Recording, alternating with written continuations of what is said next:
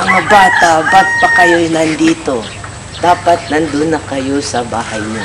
Ang inay niyo'y naghanda ng masarap na hapunan.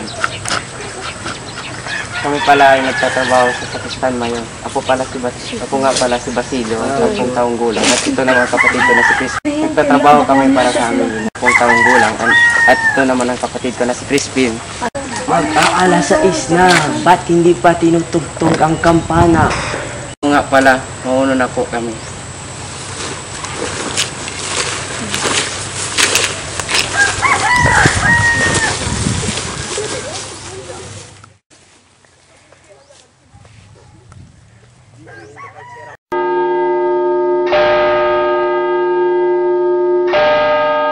Crispin!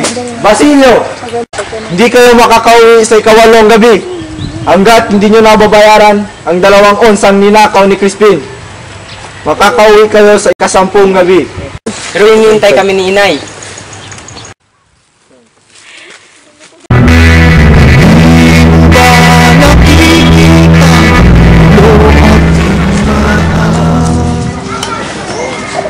Sisa, tanggapin mo ito, kita ng pato. Salamat po bilang sa potasyo. Kung aalis na. Ingat po kayo.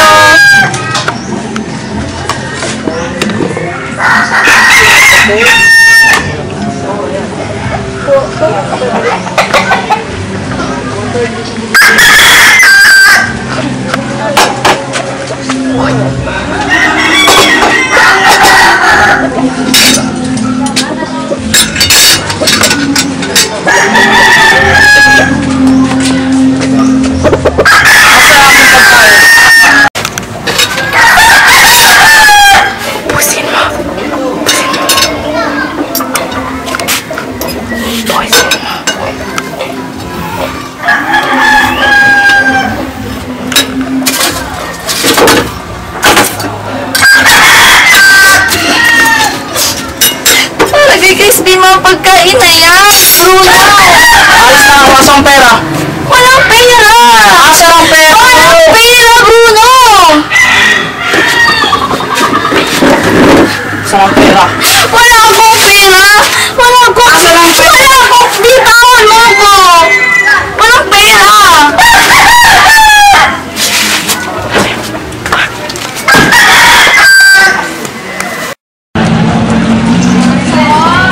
Inay! Oh, Basilio, saan ka lang galing? Ba't kini? Pumasok ka. Pagpasensyahan mo na, walang pagkain. Kinain ng ama mo yung mga pagkain na niluto ko para sa inyo ni Crispin.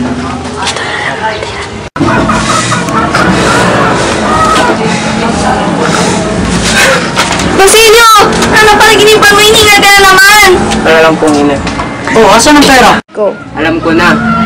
Magpapastol muna ako sa Bukidini, Ibarra. At pag-aralan ko si Crispin sa Manila bilang doktor. O di kaya naman, pag-aralan ko si Crispin ay Mang Tasyo. Ngunit, plano nito.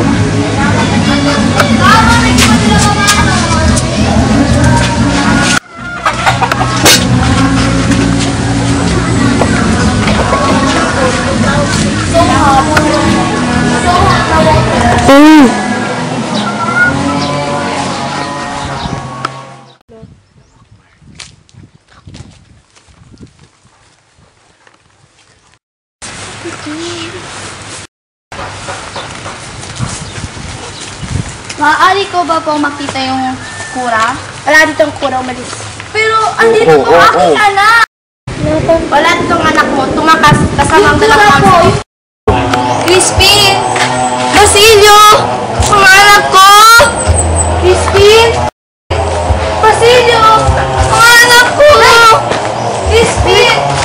Basilio!